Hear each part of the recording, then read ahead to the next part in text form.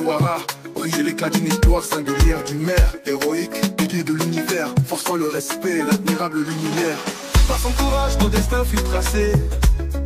Devenu journaliste, un combattant de la vérité. Claude Perrault Louara, face aux tourments endurés, symbole de dignité, d'intégrité dans l'adversité. Contre vents et marées, la lutte est déclarée. Pour la justice et l'égalité, je resterai debout dans la dignité. Les tentations corrompues, l'argent offert en pâture, mais mon âme pure reste impassible. Défend la forfaiture de Constant Mutamba et son ministère d'injustice. Mais d'injustice, mes actions résonnent dans le pays, tel un cri de liberté.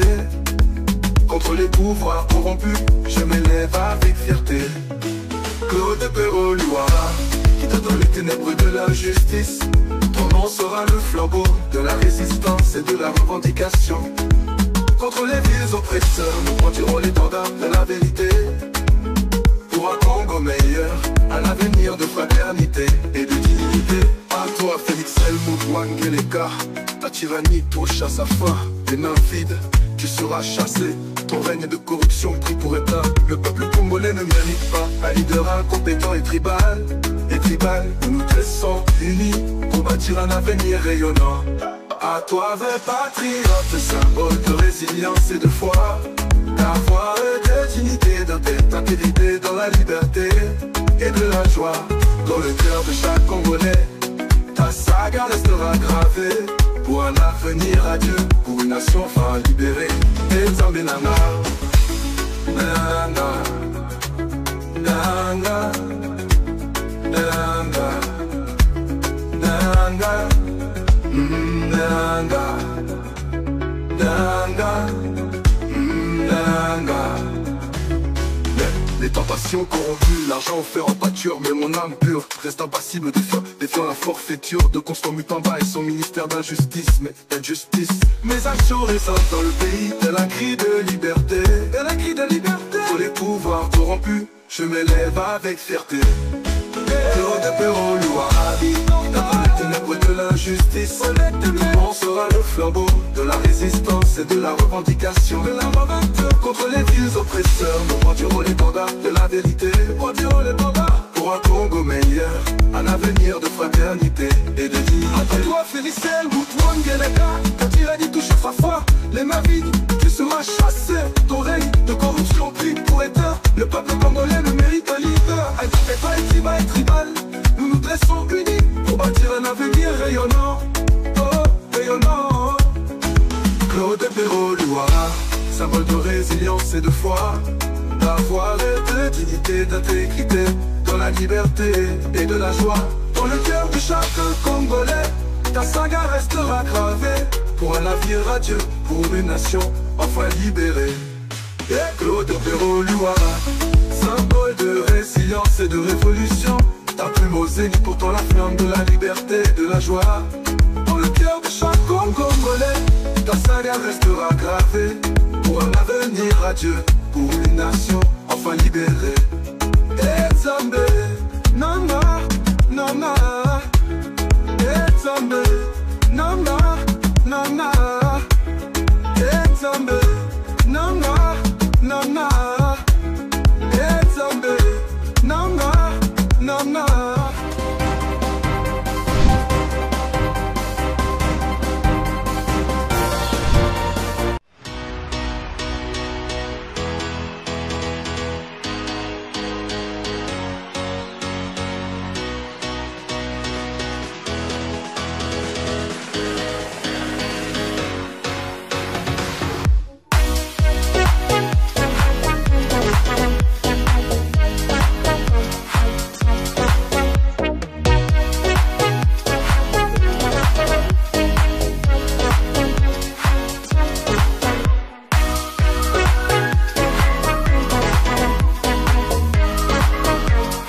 Je vous recommande la boutique La Londoloise, c'est Judith Londolé.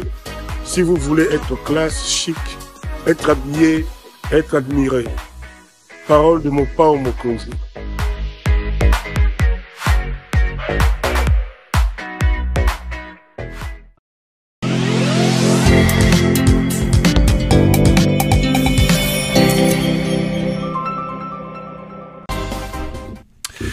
Madame, Messieurs, bonsoir et bienvenue à cette nouvelle émission de l'émission Contre nous, soit dit, ce magazine d'analyse d'actualité politique et sociale que nous avons ici chez nous à CPL Télévision. Des questions importantes sont mises sur la table et un invité nous accompagne pour tenter de donner son point de vue sur ces questions d'actualité. Nous sommes le 17 mai. Aujourd'hui, cela fait exactement 28 ans que Laurent Désiré Kabila a réussi à chasser par les armes le maréchal Mobutu. Un combat d'environ 7 mois parti dans le nord du Kivu avec les Kadogo. Mobutu pliait donc bagage et quittait le pays après 32 ans de pouvoir. Que dire de cette lutte et de cette guerre que beaucoup de kabylistes considèrent étant comme une guerre de libération?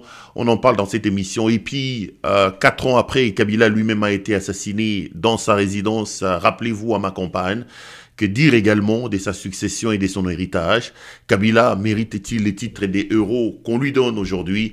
On parlera de toutes ces questions. On reviendra également sur un dossier important, l'histoire de la République démocratique du Congo. Nous sommes nombreux à ne pas la connaître en profondeur. Que veulent les États-Unis d'Amérique, que voulaient les Américains déjà dès le départ au niveau de la fondation et de la création de l'État indépendant du Congo. On parlera de ça, on reviendra aussi sur des questions d'actualité.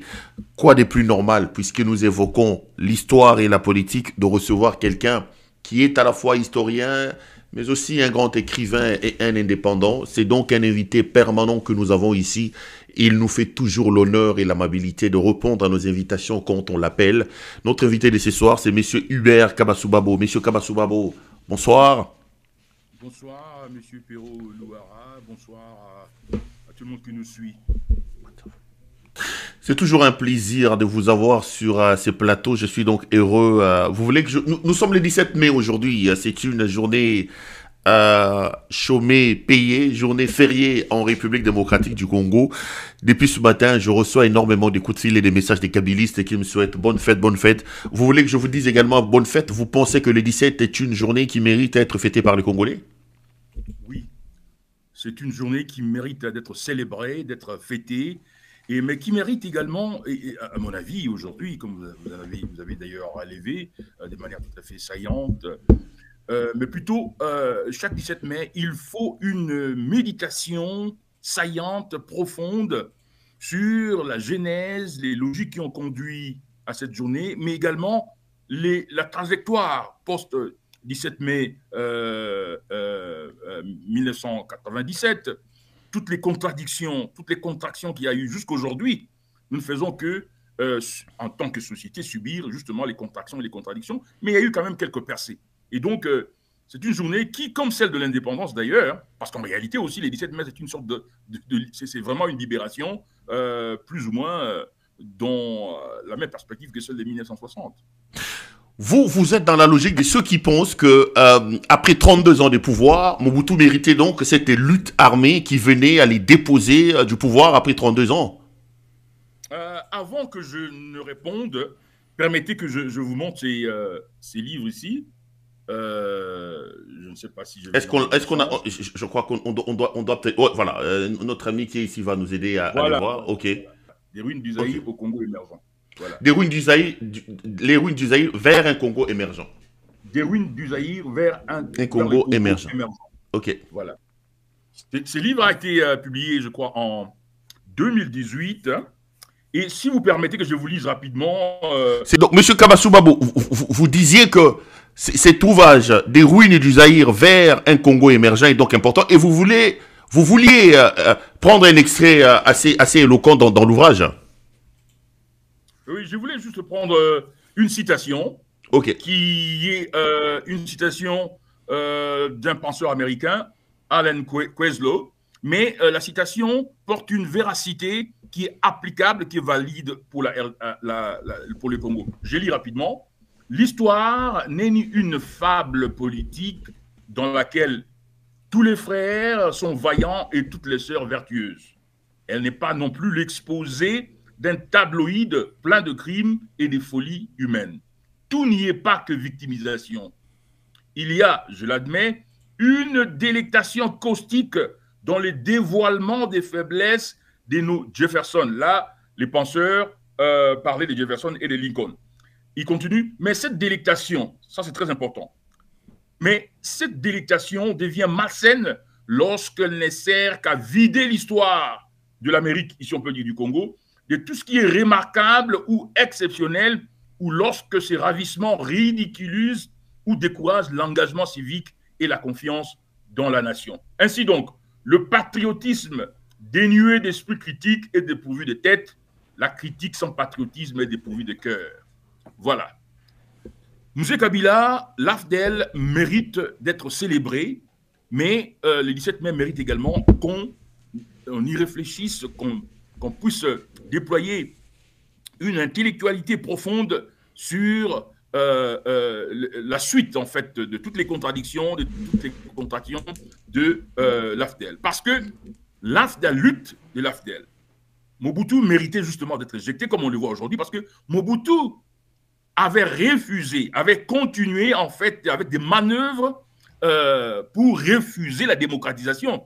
Alors que déjà, je pense, le 4 avril 1990, ou le 24 avril 1990, il avait déjà accepté de démocratiser le Zaïre, mais il a continué avec des manœuvres et il ne voulait rien entendre. Chaque fois qu'il voulait, on pensait qu'il allait actionner des avancées, il y avait toujours des extrémistes, comme on voit aujourd'hui, qui disaient non, tu es capable de mater, de craser l'opposition, etc. Jusqu'à ce que l'AFDEL vienne pour l'éjecter.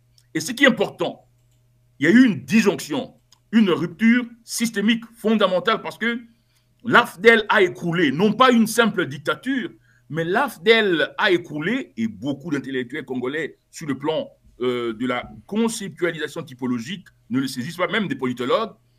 Le système politique de Mobutu au Zaïre n'était pas un simple système autoritaire ou une simple autocratie. C'était du totalitarisme parce que Mobutu avait l'ambition de remodeler les Congolais à l'image de lui-même, Mobutu qui s'était autodivinisé. Oyebi Mobutu en train de sortir de nuages, Mobutu les pères de la nation, Mobutu qui a imposé même, jusqu'à aujourd'hui nous portons les tares, même identitaires et symboliques du régime de Mobutu. Moi j'étais né Hubert Kabassou Babou, aujourd'hui je suis Kabassou Babou Katulondi. Voyez-vous? Et donc ce système totalitaire, mais plutôt un totalitarisme régressif, meurtrier, kleptocratique, parce qu'en fait, le concept de kleptocratie avait été appliqué à un système politique pour la première fois sous Mobutu. Et donc, vous méritez justement cette révolution, et cette révolution fut une rupture, une disjonction qui a ouvert l'ère de la démocratisation pluraliste en RDC. On va prendre Tokene Malembe, comme on dit, na Lingala. Mobutu, le Oni, Mobutu, le vomi, tous les Zaïrois de l'époque voulaient finalement son départ. Ils l'ont obtenu. Qu'est-ce que vous en savez, vous, de l'idéologie des Kabila? Parce qu'aujourd'hui, les Kabila, on nous sort comme ça, pêle-mêle, quelques bribes, quelques phrases. Ne jamais trahir le Congo, prenez-vous en charge. La guerre retournera d'où elle a commencé. Elle sera longue et populaire. Vous, comme historien, comme politologue, comment définiriez-vous, comment circonscriviez-vous comment vous allez circonscrire justement l'idéologie, l'idéal de Laurent Désiré Kabila en faisant cette guerre? Mzee Laurent Désiré Kabila, rappelez-vous, c'est quelqu'un qui a été formé au marxisme à Prague, donc c'était un intellectuel panafricaniste de gauche, je dirais même avec un glissement vers l'extrême gauche, donc communiste. Mais Mzee Laurent Désiré Kabila est, en fait, en termes d'idéologie, de principes fondamentaux de l'armature idéologique de Mzee Kabila, c'est le nationalisme lumumbiste. Souveraineté nationale, souveraineté économique et, je veux dire, justice distributive. Donc, nationalisme, cohésion nationale, identité nationale, souveraineté économique, mais l'économie qui doit servir, n'est-ce pas, comme j'ai dit, à l'épanouissement de tous les Congolais, donc justice distributive. Voyez-vous, c'est ça les trois piliers de l'idéologie de Mzee Laurent Désiré Kabila. Et un autre aspect majeur, c'est que Mzee Laurent Désiré Kabila avait plutôt épousé la version maoïste du marxisme. Donc, ce n'était pas vraiment un léniniste, c'était un maoïste. À telle enseigne qu'il y avait même des hommes de science, des marxistes européens, qui quittaient l'Europe clandestinement, passant par la Tanzanie, et allaient jusqu'à Ewa Bora pour voir comment Mzee Laurent Désiré Kabila s'organisait dans le modèle à la fois maoïste, mais aussi dans le modèle de Che Guevara. C'est d'ailleurs la raison pour laquelle on appelait le lieu Ewa Bora là-bas, on l'appelait les Focos. Enfin, je dis en français Focos. Focos, c'est un concept des révolutionnaires cubains, et Mzee l'avait épousé. Comment organiser la production commune, collective, comment réaliser la justice distributive. Malheureusement, et on le verra dans la suite, il y a un autre ouvrage que j'écris en 3 tomes, mais qui va être publié, je crois, en 2026, en 3 tomes. Mais j'ai déjà publié le 3e tome sur Tshisekedi parce que c'est l'actualité. Mais malheureusement, Mzee n'a pas su s'adapter par rapport à la réalité de ce qu'on appelle chez les politologues la 3e vague de la démocratisation. Ça veut dire le retour à la démocratisation qui a été embrassé ou accepté, auquel beaucoup d'Africains ont souscrit. Ce qui fait qu'il y a eu une forte contradiction entre l'idéologie marxiste-maoïste de Mzee, le sens de l'économie dirigiste, l'essence du triomphe, je veux dire l'hégémonie de l'État, l'essence d'une élite avant-gardiste qui conduit toutes les politiques, et la prohibition des partis politiques, du pluralisme, donc, et d'une part, et la réalité de la démocratisation qui avait déjà eu lieu, qui avait commencé en, disons, de la libéralisation, parce que Mobutu n'a pas démocratisé, Mobutu a libéralisé l'espace politique. C'est sur Joseph Kabila qui a eu véritable démocratisation. Sur Mobutu, il a libéralisé, donc il a enlevé les impairs partis-États. Rappelez-vous, c'est un élément important à souligner, et c'est ça qui donne également toute, je veux dire, la splendeur, en fait, du 17 mai. C'est parce que Mobutu, avec son impair parti-État, et nous oublions très vite, le impair parti-État, c'était la subjugation de l'État. Ça veut dire que l'impair parti-État était supérieur à l'État, à telle enseigne que son comité central, son bureau politique, était supérieur au Parlement, qui était appelé Conseil législatif, au gouvernement, qui était appelé Conseil exécutif. Voyez-vous? Et donc, nous sommes la seule expérience politique africaine où un parti politique devient parti-État, une catégorie constitutionnelle, et devient supérieur à l'État. Voyez-vous? Et donc, malheureusement, Mzee est venu et il y a eu cette sorte de contradiction que Mzee n'a pas su gérer. Non, mais vous parlez justement de contradiction. Mzee que vous présentez comme un communiste maoïste, que vous présentez comme un panafricaniste et comme un patriote. Heureusement que vous-même vous ouvrez cette sorte de bémol en parlant justement de la dictateur. Mais c'est un homme qui, dans sa gouvernance, dans sa gestion de la République, s'est montré en dictateur féroce. N'oublions quand même pas que c'est lui qui a fermé les partis politiques. Je suis étonné que vous vantiez cet homme qui, d'une certaine manière, a porté un coup, a porté les stockades contre la libération ou l'ouverture de la démocratie que Mobutu avait fait déjà le 24 avril 1990.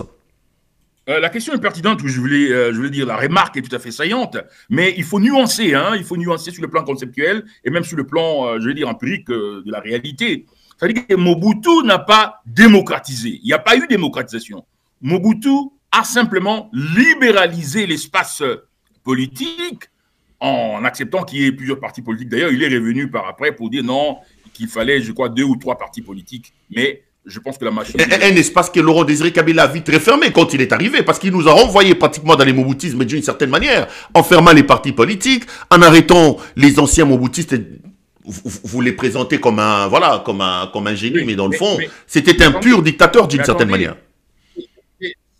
C'est effectivement, hein, ça a les allures, les caractéristiques politiques d'une sorte je veux dire, d'autoritarisme, j'allais dire. C'est là où je dis que justement, il y a eu une contradiction il y a eu comme une contradiction, une tension entre, je veux dire, un choc entre la conception marxiste, maoïste et même, je veux dire, de Che Guevara, de Mzee, l'élite avant-gardiste, un peu comme dans les systèmes, je veux dire, léninistes, l'élite avant-gardiste qui doit mener la révolution démocratique. Et donc, et neutraliser en fait les gens, les acteurs politiques qui ont une possibilité d'action comme des réactionnaires, quoi. Et ces Mobutistes là. Et d'ailleurs, on les verra par après. Justement, c'est l'une des contradictions majeures. C'est-à-dire, Mzee vient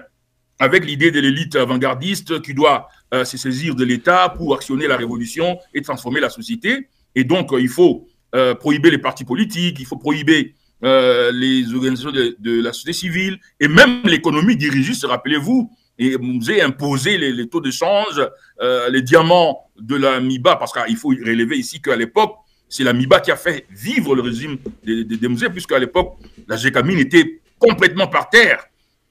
Et donc, c'est ça la contradiction majeure. Et alors que, d'une part, il y avait déjà eu cette ouverture, cette libéralisation des partis politiques, ces chocs-là, Mzee n'a pas su les gérer. C'est Kabila qui va plutôt répondre, comprendre ces contradictions et amener à l'ouverture, à la démocratisation effective de la RDC. Et donc, en réalité, on peut dire que c'est sous Kabila qu'il y a eu démocratisation. On reviendra sur Kabila, mais je voudrais qu'on finisse un peu le chapitre Laurent Désiré Kabila. Je vous sens un peu gêné, j'ai l'impression que vous cherchez à habiller quelque chose. Laurent Kabila était un dictateur ou c'était un homme des démocraties, des droits? Je voudrais être très simple pour que les Congolais comprennent un peu, parce que là, vous parlez de la contradiction. Je sens l'envie d'habiller un mal. Kabila, non, qui ferme les partis politiques, Kabila, est-ce un ange ou un diable? C'est un dictateur ou c'était un homme? Non, je pense qu'il faut éviter de verser dans cette sorte de manichéisme pour dire bien ou mal. Je dis simplement, en termes clairs, que... parce que quand on dit dictateur, ça veut dire quoi?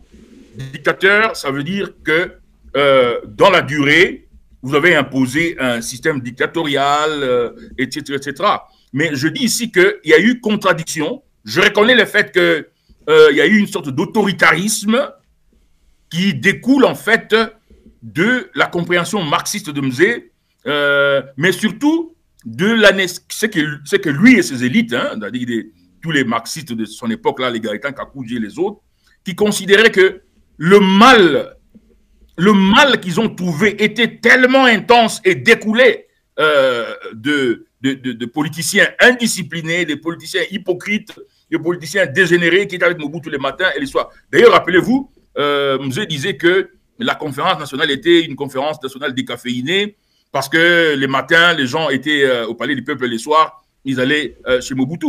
Et rappelez-vous également que Mobutu lui-même fut aussi dans cette sorte d'élan pour dire en 1960-65, il a trouvé des politiciens indisciplinés, dénormativisés, et que c'était nécessaire de réduire l'espace politique. Mais Mobutu, c'était vraiment les totalitarismes. Donc, il faut reconnaître qu'il y a eu une contradiction, je veux dire, autoritariste, parce que plutôt Mzee pensait que, dans la logique marxiste, il fallait que l'élite que lui a menée révolutionnaire enclenche la transformation du pays par rapport à l'intensité de la dégénérescence du mal qu'il a retrouvé. Parce que Mzee, rappelez-vous, Mzee, parce que Mzee m'avait invité, j'ai eu l'opportunité de rencontrer Mzee et de discuter avec lui.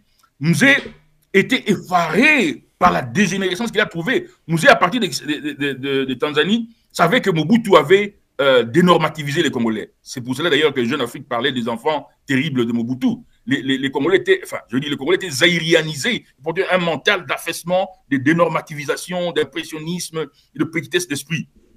Et de filouterie.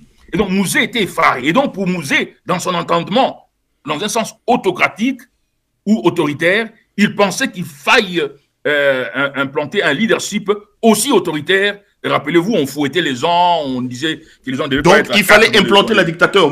La dictature, moi, je veux seulement... Contrairement à vous, je veux que vous assumiez un peu. Vous tentez d'habiller, de maquiller le mal. Le mal est mal, M. Kabasubabo. Autant vous vous attaquez à Tshisekedi aujourd'hui, qui a réduit le terrain de l'expression, qui se montre un dictateur, autant quand il faut parler de Mzee, si on voit les mêmes signaux qu'on critique aujourd'hui, soyez courageux, dites-le que c'était un dictateur. Je suis mal à l'aise de vous voir, de sentir en vous la volonté d'habiller un mal. C'est ce qui m'embête un peu en vous. Nous devons nous comprendre. parce que je pense que dans votre entendement, quand vous dites dictateur, j'ai aussi l'impression que vous avez cette tendance à vouloir voir en lui quelques éléments de Tshisekedi, que non, c'est un blasphème. Parce que quand on dit dictateur ici, on voit la kleptocratie, on voit la filouterie, on voit justement cette tendance, cette propension dénuée d'idéologie. Mzé a fonctionné en termes d'une idéologie marxiste. Mzé a voulu implémenter en termes concrets les prescriptions idéologiques. Ça veut dire l'élite avant-garde, la révolution démocratique, la justice distributive, l'ordre dans la société, sur base d'une idéologie ou des principes idéologiques. Ceux qui sont au pouvoir aujourd'hui, et je sens que vous voudriez, autant que vous dites que vous sentez en moi cette sorte de volonté de masquer ou d'habiller ou d'édulcorer, pour parler français correctement. Et donc, je comprends aussi que vous voulez qu'on voit des éléments de Mzé ou de Tshisekedi dans Mzé. Que non. Moi, je ne fais que poser des questions. Je ne fais que poser des questions. Je n'ai aucune prétention, M. Kabasubabo. Je ne fais que poser des questions. Ok. Donc, Mzé était idéologique et je reconnais, je dis que je ne suis pas historien, mais je suis plutôt historiciste. Ça veut dire que j'ai quelqu'un qui a de la passion pour l'histoire politique du Congo. Et d'ailleurs, je voulais ouvrir une parenthèse pour la fermer rapidement. Ne soyez pas secoués. C'est lui qui m'a enseigné l'IPOSA, l'histoire politique du Zaïre. C'est Lumanou Bouanansefou, qui était mon professeur d'histoire politique du Zaïre. Qui est en train de se fourvoyer avec Tshisekedi aujourd'hui. Malheureusement. qui est en train d'être vassalisé. Et c'est lui d'ailleurs, Lumanou aussi, qui était mon directeur de mémoire à Kassapa. Donc, Mzé, on reconnaît, il y a eu ces contradictions-là entre la tentative de mettre en place un système politique qui est orienté par l'idéologie marxiste, l'équipe maoïste, et d'une part la libéralisation économique qui était en place. Ici, il n'y a aucune idéologie. Ici, il y a une vacuité idéologique. Ici, il y a un vide même ontologique de l'être. C'est des flibustiers qui viennent de bistrots obscurs de Bruxelles qui sont simplement en train de cannibaliser le pays sans aucune orientation idéologique. Et même que le mal qu'ils sont en train de... Mzé voulait réaliser quelque chose de bien, mais malheureusement sur une base d'une idéologie qui était en contradiction avec la tendance générale dans le monde et en Afrique. Ici, on voit non seulement qu'il y a une idéologie, mais il cannibalise, il régresse les pays. Allez, refermons le chapitre Mzé, Laurent Désiré Kabila, l'homme, avant que je vous ramène un peu sur l'idéologie et qu'on passe peut-être à sa succession et à son héritage. Que diriez-vous par exemple de ceux qui disent que lui, Mzé, comme homme, comme combattant, c'est lui qui nous amène tous les malheurs que nous avons aujourd'hui. Vous avez parlé de Che Guevara. Vous savez que il y a beaucoup de thèses qui rapportent que Che Guevara, lorsqu'il arrive dans le maquis vers le Kivu là-bas, il rencontre Laurent Désiré Kabila. On dit qu'il a trouvé une sorte pas des vrais révolutionnaires, la bière coulait à flot, des gens s'enivraient. On rapporte que Che Guevara lui-même fera un rapport que ce sont pas des vrais marxistes qui sont là-bas, ce sont pas des vrais communistes, mais des opportunistes et des gens qui... voilà, les détracteurs de Laurent Désiré Kabila partent de ces genres de témoignages pour dire que l'homme Kabila, ce n'est pas celui que vous nous présentez aujourd'hui. Et puis, on fait passer dans l'opinion l'idée que tous les malheurs que nous avons aujourd'hui avec la guerre dans l'Est de la République, le Rwanda qui pille notre sol et notre sous-sol, nous l'oublions quand même pas, c'est lui qui nous a amené tout ça, c'est Laurent Désiré Kabila. Non, ce n'est pas Laurent Désiré Kabila. Laurent Désiré Kabila a commencé la révolution, je veux dire, à l'époque du Congo, post-colonial, parce qu'il faut dire qu'il faut remettre les choses dans leur contexte historique et politique à l'époque.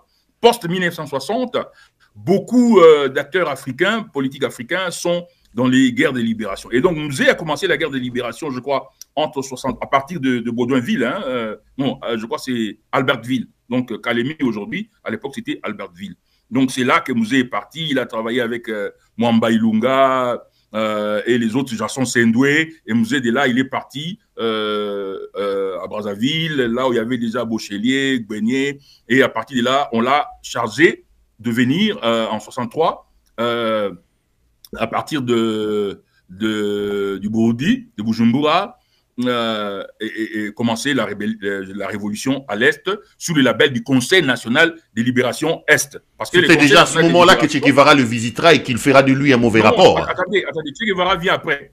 Mouzé a commencé déjà en 63-64. Che Guevara est venu en 65. Il est venu au mois d'avril 1965. Il est parti peu avant que Mobutu ne prenne le pouvoir. D'ailleurs, on dit qu'il est allé mourir en Bolivie parce que ça débâcle, en fait, c'est ça l'histoire, la débâcle ou l'échec de la révolution à l'est du Congo a fait que Che Guevara voulait, je dis, se donner quand même une action de gloire. C'est ainsi qu'il est allé en Bolivie avec beaucoup de zèle, sans beaucoup de calculs, et il s'est fait capturer et exécuté par... Non, mais revenons sur le contexte congolais. On dit quand même qu'il a fait un rapport pas trop glorieux sur Laurent Désiré Kabila, sur ce qu'il a trouvé dans les maquis là-bas.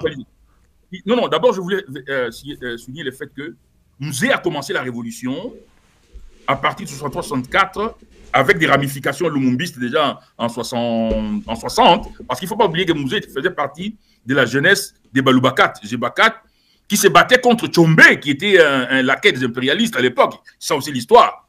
Et à partir de là, Mouzé, dans la jeunesse de Bakat, avec Janson Sendoué, il y a eu d'ailleurs des querelles entre Janson Sendoué et Mwamba Ilunga, et finalement, Janson Sendoué l'a emporté. Mais quand Janson Sendoué s'est emporté dans les contradictions, Mouzé est parti déjà en 62, 64, 63, et Mouzé est revenu, comme j'expliquais, sous le label du Conseil national de libération Est, et Mouzé a commencé la révolution à l'Est. Donc, c'est lui qui était le grand chef du Conseil national de libération Est.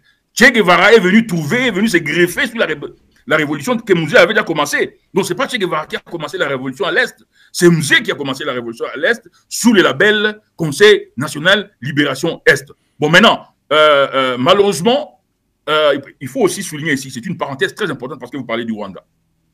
Parce que en 1965, il y a le Conseil national de libération Est qui se bat. Che est venu se greffer au Conseil national de libération Est. Donc, Che n'est pas venu apprendre à Mouzé la révolution. Il faut vraiment nuancer les choses, et c'est ça l'histoire. Voyez-vous? Et on sait que Che, je pense qu'il avait mal calculé parce que Mobutu et Kasavubu ont fait venir des rebelles sud-africains, ils ont fait venir plusieurs rebelles, etc. Et les Américains aussi sont entrés dans la danse. Quand ils ont vu que Che Guevara est arrivé là-bas, les Américains sont entrés dans la danse. Ils ont formé des pilotes d'avions cubains qui avaient fui le Cuba, qui était en Floride. Ils les ont formés et c'est eux, avec les Américains, avaient un navire de guerre à l'océan Indien. Quand Che Guevara parlait, je crois, communiquait, il captait et il donnait aux pilotes la localisation de Che et on bombardait Che. Che s'est rendu compte que finalement, il y a eu des bâcles et il est parti. Bon, maintenant, il peut dire que, bon, il y avait des breuvages à flot, etc., mais la réalité reste que c'est Che qui est venu se greffer à la révolution de Mzé. Mais non, est-ce qu'on peut dire que Mzé, c'est lui qui a mené les Rwandais? Il faut d'ailleurs ouvrir une parenthèse ici qu'il faut fermer très rapidement. En réalité, comme aujourd'hui, ce sont les irrationalités du système politique à l'interne qui ont attiré les malheurs. Donc, ce sont les irrationalités du système politique sous Mobutu. Moi qui vous parle, Kengwa Dondo est vivant, il peut témoigner. Le vieux Bangouli, j'ai toujours dit que c'est Bangouli qui m'a amené en politique, Bangouli, Marco Bangouli, lorsqu'il était en Afrique du Sud. Et le vieux qui est décédé, le vieux, j'ai oublié son nom, un autre grand moboutiste. Kengwa Dondo est venu en Afrique du Sud en 2001. Il nous a dit que lui, quand il était Premier ministre, les Américains lui ont dit que les Tutsis des APR qui ont pris le pouvoir à Kigali ont dit qu'ils doivent neutraliser ou arrêter ou envoyer les Hutus à plus de 300 km ou les désarmer et les retourner au Rwanda. Kengo nous dit ceci, Kengo est vivant. Nous avions ici en Afrique du Sud une organisation qui s'appelait Renaissance Congo 2000. Et Kengo Adondo s'adressait à nous. Ah, les vieux qui avaient fait venir Kengo pour nous rencontrer, c'est Chimbombo Mukuna. Donc, il y avait deux grands moboutistes ici qui étaient comme nos mentors à l'époque, nous introduire un peu à la politique pratique, Marco Bangouli et Chimbombo Mukuna. Et donc, Kengo nous dit que lui voulait faire ça. Il voulait neutraliser les Interamoués et les autres pour les désarmer, les retourner au Rwanda.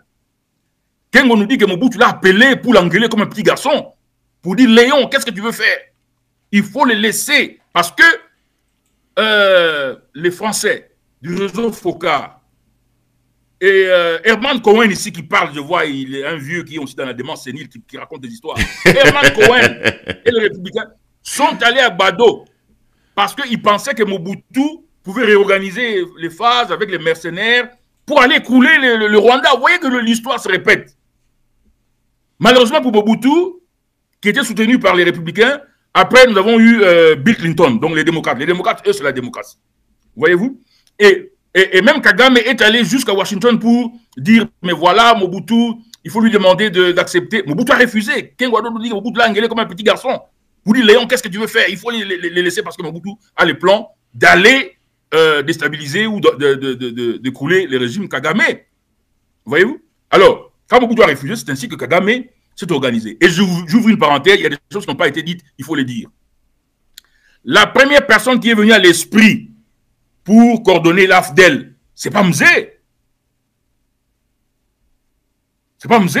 Olengankoyi est vivant. Olengankoyi est vivant. Posez-lui la question. Olengankoyi nous a raconté cette histoire dans la résidence, dans la maison d'un homme politique, je ne cite pas son nom. Olengankoyi, posez-lui la question. Olengankoyi nous dit ceci, que quand les Rwandais ont organisé avec les Massassou et les autres, AFDEL, commençaient à faire AFDEL, la première personne à qui ils ont pensé, c'est Etienne Tshisekedi wa Mulumba. Ils ont envoyé un jeune colonel congolais, Moulouba, son père est Moulouba, sa mère est d'Exangani, un jeune Kinois de Bandal qui est connu là-bas, j'étais son nom, qui lui aussi était parti, il avait combattu dans les rangs de l'APR, je crois. On l'a envoyé à Kinshasa pour rencontrer Tshisekedi. Et il a rencontré Tshisekedi avec les Olengankoy et les autres. Il a expliqué que, bon voilà, les Américains, les Tanzaniens, les Angolais, tout le monde veut faire partie de Mobutu. On est en train de mettre sous place une organisation. On voudrait que vous, Etienne Tshisekedi, vous puissiez, je veux dire, présider ou être le leader de cette organisation. Tshisekedi a dit, bon, écoutez, nous allons réfléchir, revenez demain, nous allons d'abord réfléchir avec les amis. Quand les types ont tourné les dos, quelques gens qui étaient là-bas ont appelé Mobutu et on a arrêté le jeune homme là. On l'a mis en dolo. Heureusement, il a pu partir. C'est alors que Museveni et Nyerere ont pensé à Mzé parce que Mzé avait la crédibilité, Mzé avait l'expérience. C'est ainsi que Mzé a été le porte-parole de l'AFDEL. Mais le fait historique le plus fondamental, c'est qu'il y a eu rupture parce qu'on a éjecté le totalitarisme, mais que c'est Mobutu lui-même, son système politique comme aujourd'hui, qui n'a pas voulu adresser la problématique. Ce qui a donné en fait la crédibilité et la légitimité au combat de l'AFDEL, c'est le totalitarisme moboutien, mais le refus de Mobutu d'amener les processus de démocratisation jusqu'à sa finalisation ou sa matérialisation. Il a continué à faire tourner les Congolais en bourrique, le Kengo Adondo, conférence nationale, Monseigneur Mosengo, allait tourner en bourrique, et il a continué à tuer les gens. Et donc, c'est pas Mzé qui est allé chercher les Rwandais. On a cherché Mzé à cause de sa trajectoire comme nationaliste, comme lumumbiste.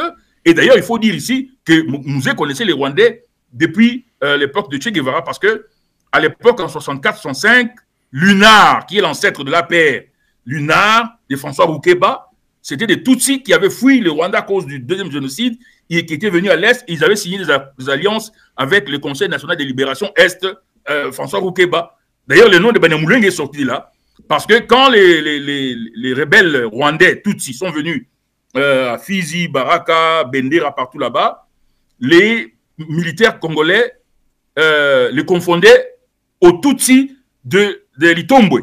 Et pour différencier les Tutsis rebelles qui sont venus du Rwanda pour s'allier au Conseil de libération Est, parce que l'idée c'était d'abord d'enlever Mobutu, et puis au Kasavubu, et après d'aller au Rwanda.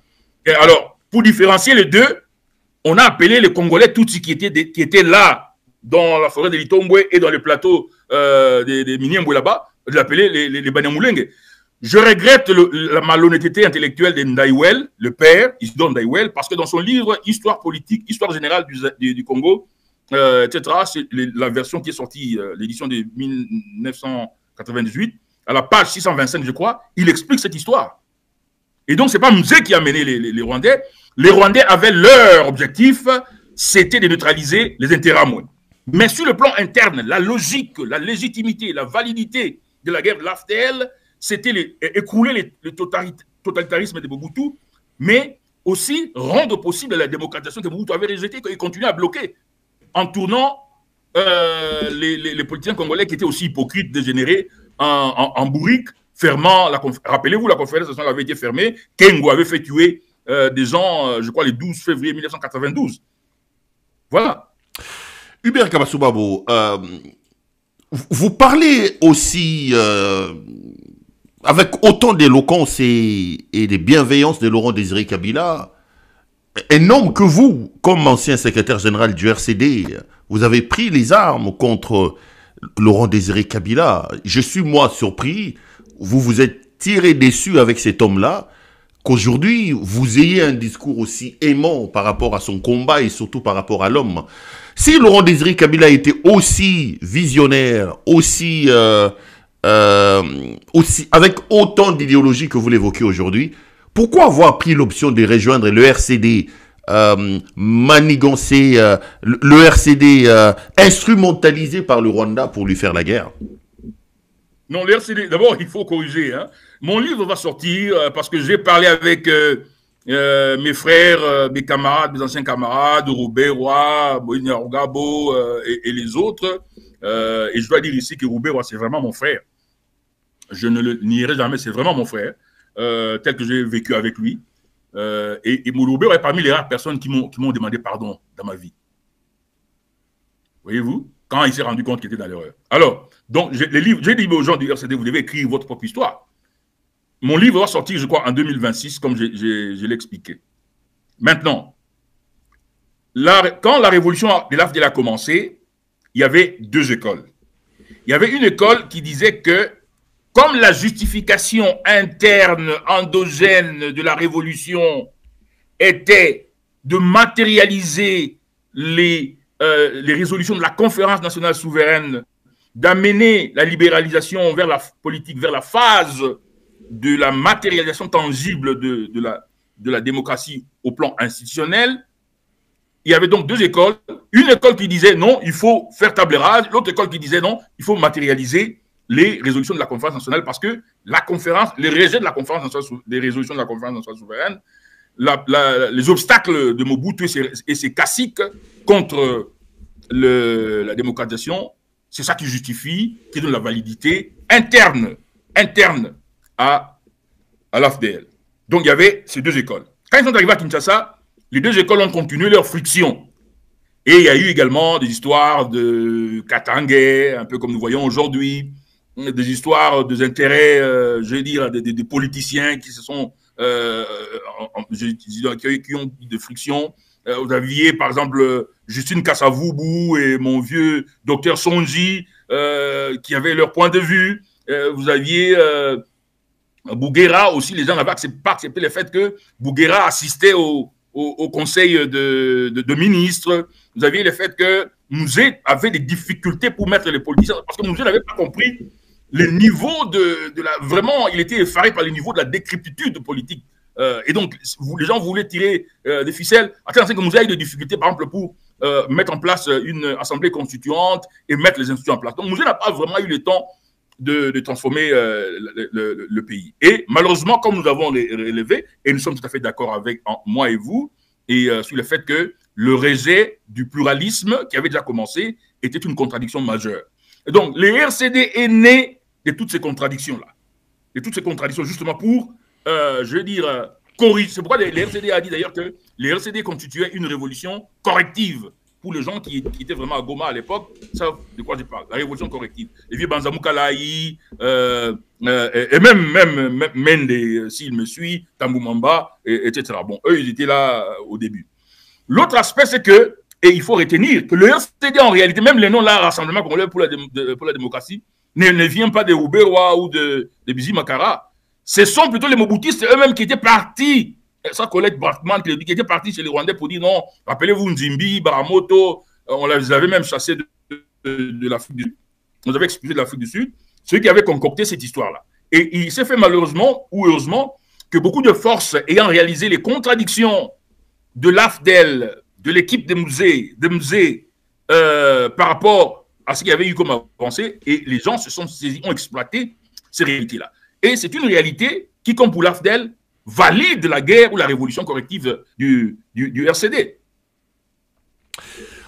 On a l'impression que là, on est vraiment dans une sorte de répétition de l'histoire. Quand je vous entends parler, vous parlez des contradictions, on a l'impression que nous ne tirons pas les conséquences de tout ça, M. Kabassou Babou.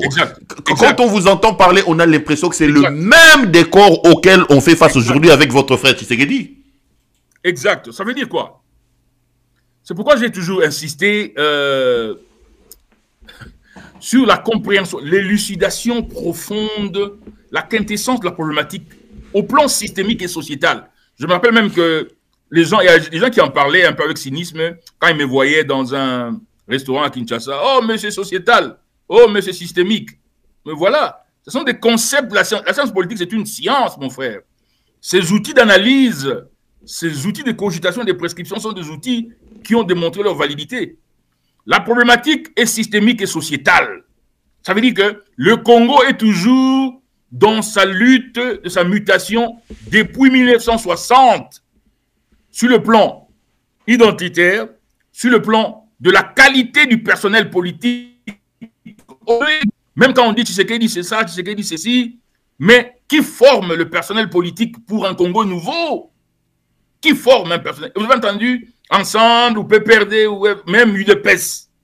Vous avez entendu une formation politique pour dire quelle est la nouvelle génération de politiciens. Tshisekedi d'ailleurs est l'exemple le plus patent d'un acteur politique, je dis sorti de nulle part, qui a eu aucune formation politique, aucune.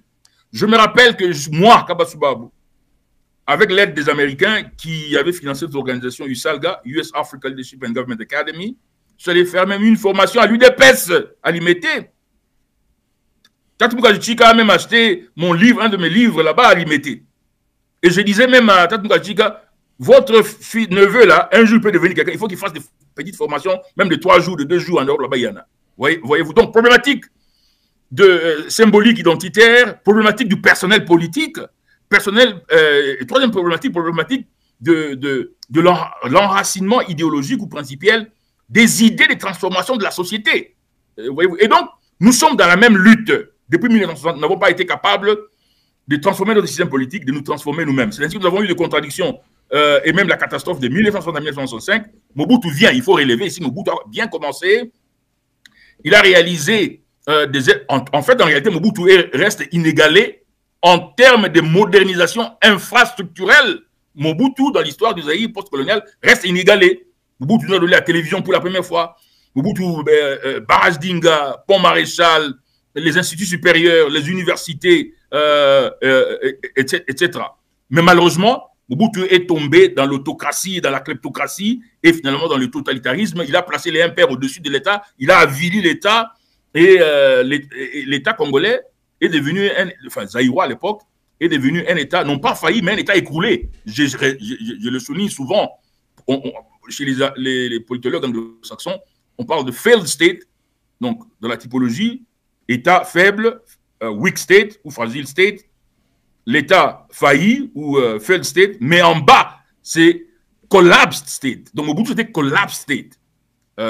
Voyez-vous? Mais maintenant, Kabila est venu, Mouzé est venu, il n'a pas eu vraiment eu le temps de transformer, Kabila est venu. C'est sous Kabila qu'il y a eu une meilleure impulsion de la transformation démocratique, de la transformation étatique, et même commencer à donner un certain contenu à la congolité. Malheureusement, Félix est venu nous catapulter encore en 1960. Donc, vous craignez que, avec ce que Félix reproduit, que nous ayons pratiquement une autre AFDEL bientôt, que nous ayons... l'histoire étant une perpétuelle répétition. On craint que ça tire à un moment donné et que ce qui s'est passé avec l'AFDEL se passe avec Félix Tshisekedi. Exactement.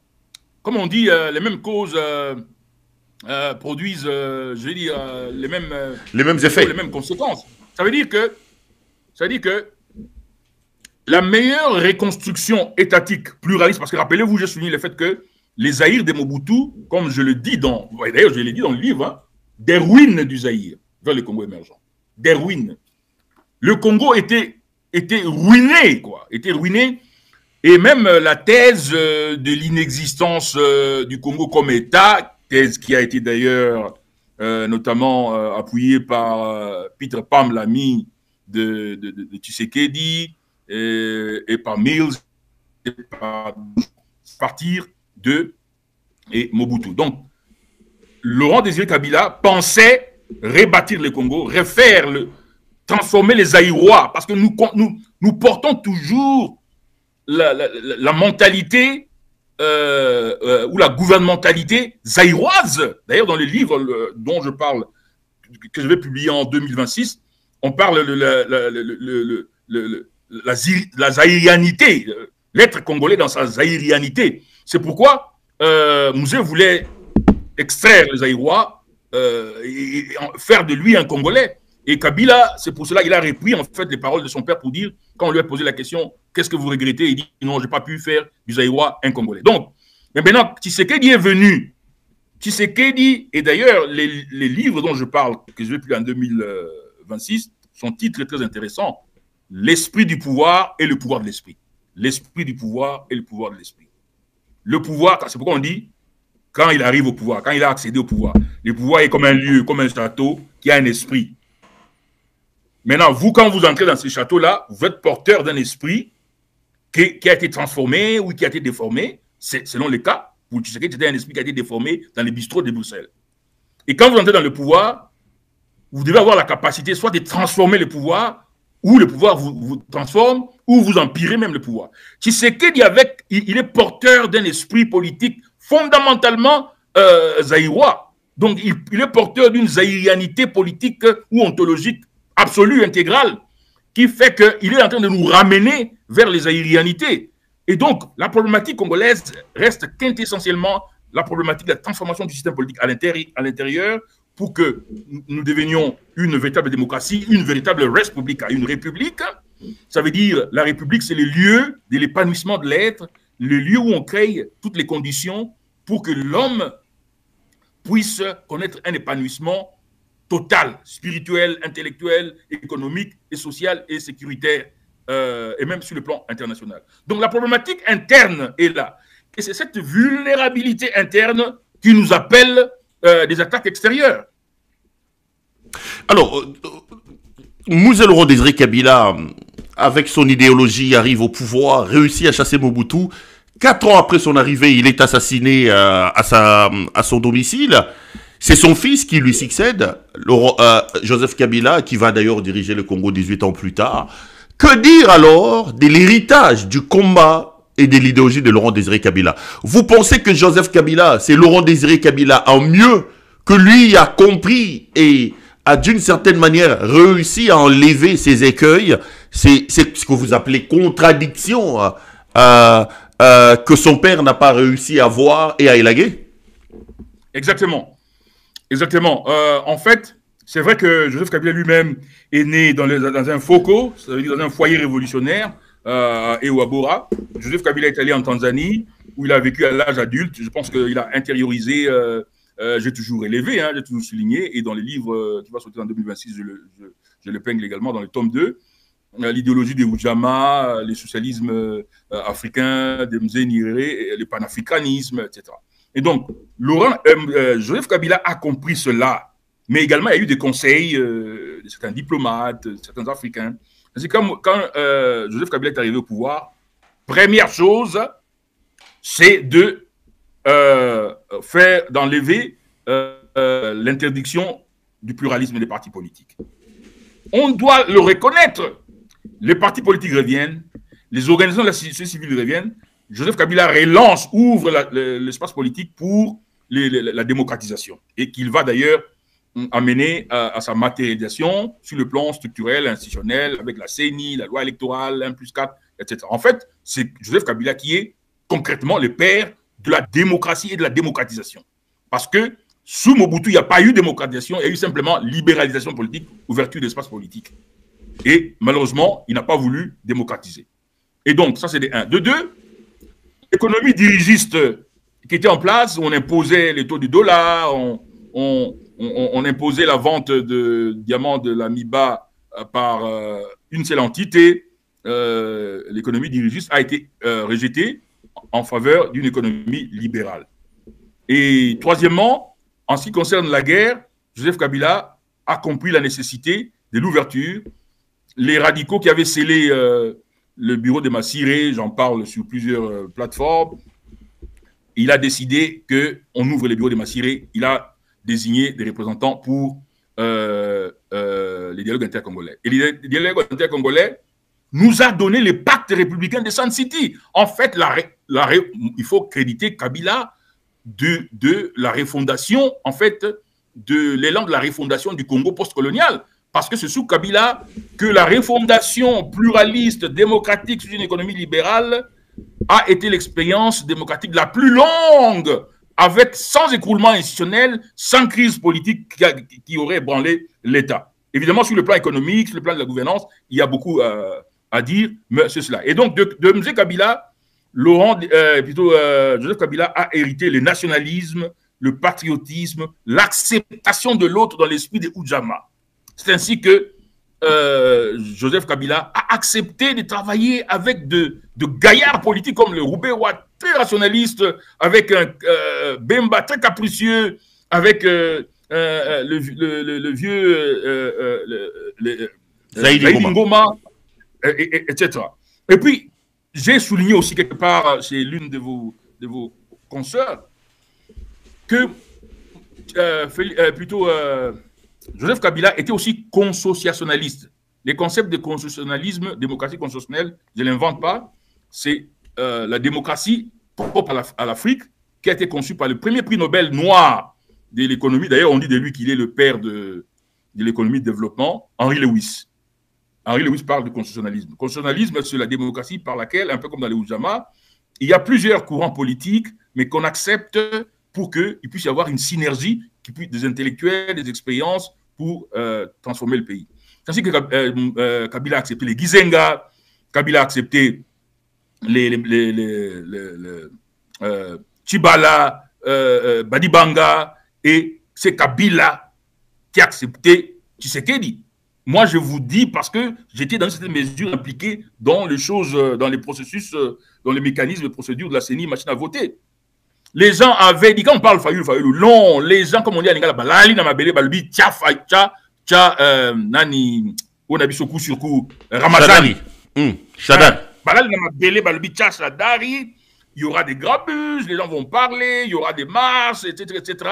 Tshisekedi avait accepté d'être Premier ministre, je l'ai dit à plusieurs fois. Dans son mental, il avait accepté d'être Premier ministre parce qu'à partir d'Ibiza, etc., il pensait qu'il allait être Premier ministre comme son père.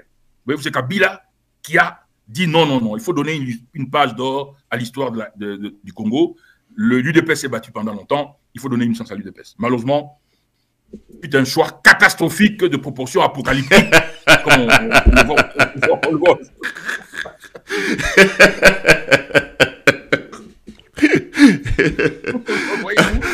Donc, de Kabila, un choix, je suppose que lui-même, il regrette à ce moment. Hein. Mais oui, moi j'ai déjà parlé avec lui. Il doit être amer, Kabila. Moi j'ai vu Kabila, on parlait de ça, on partageait. J'ai vu les larmes en train de... Kabila, c'est quelqu'un de très compact, comme on dit, de très fermé en lui-même. Mais j'ai vu des larmes en quelque sorte comme défilant dans ses yeux pour dire, mon frère, ce fut un choix catastrophique, une catastrophe d'une proportion apocalyptique. Oui, c'est vraiment un désastre. Et voilà, il a créé un Frankenstein, un monstre politique. Voilà. Donc pour vous, en 60 ans d'indépendance d'une certaine manière, le vrai père de la démocratie, c'est lui qu'on peut dire aujourd'hui qui a réussi à mettre le Congo sur le rail, c'est Joseph Kabila. C'est Joseph Kabila. Parce qu'en 1960, rappelez-vous, en 1960, on a tenté de démocratiser pluralisme par les Belges, mais nous-mêmes, nous n'en comprenions pas, je dis la quintessence, et nous sommes entretués. Le Congo est devenu le premier collapsed state, le premier État écroulé dans l'histoire du monde contemporain, c'est le Congo entre 1960 et 1965. À telle enseigne que, d'ailleurs, il y a un professeur, un de nos grands professeurs sont en train de mourir, mais l'idiocratie qui est à Kinshasa n'a pas été en mesure de célébrer tous nos grands professeurs. Jusqu'à aujourd'hui, il n'y a eu qu'une manifestation institutionnelle, même du ministère de l'Enseignement, sur Moudimbe. Et bientôt, nous allons voir l'autre, d'autres encore vont mourir. On ne les aura pas célébrés en tant comme État, comme société. Donc, il y a un grand professeur là-bas qui s'appelle Niémisé, qui est enseignant, je crois, à l'université je crois, au Tennessee. Il a sorti un livre en 2024 sur l'État colonial pour démontrer que c'était un État développemental. Pourquoi? Et il a raison. Parce que le Congo, en 1960, c'est la deuxième puissance économique après l'Afrique du Sud, qui avait même enregistré des taux d'investissement et d'accroissement des capitaux industriels plus avancés que l'Afrique du Sud. En 1960, retenez-les bien, le Katanga seul était plus industrialisé que tous les Nigeria. Les Nigeria ne vivaient que de l'huile de palme et des arachides et des ignames. Les Katanga étaient très avancés. Je connais même un vieux ici en Afrique du Sud, qui était un ami de Mandela, qui m'a reçu un jour dans un restaurant, et qui me disait que dans les années 50, quand lui était jeune, travaillant dans une entreprise textile, quand leur entreprise a eu les machines de pointe en Afrique du Sud à l'époque, on les a menés en stage à Elisabethville, qui était plus avancée en industrie textile. Voyez-vous? Donc, de 1960 à aujourd'hui, Kabila est le seul dont les leaderships, d'ailleurs je parle de statesmanship parce que beaucoup les termes leadership est devenu trop vulgaire, il faut parler plutôt de statesmanship, ça veut dire du génie d'État. La capacité de comprendre les autres, de les intégrer et d'amorcer une action synergétique malgré les différences pour réaliser des avancées. Donc, dans un contexte pluraliste, c'est Joseph Kabila qui est le père de la démocratie la plus durable, qui a donné à l'État ses institutions, ses lois, qui a renforcé l'armée, qui a réorganisé l'armée, une expérience la plus durable. Et aujourd'hui, cette expérience est en train d'être ruinée.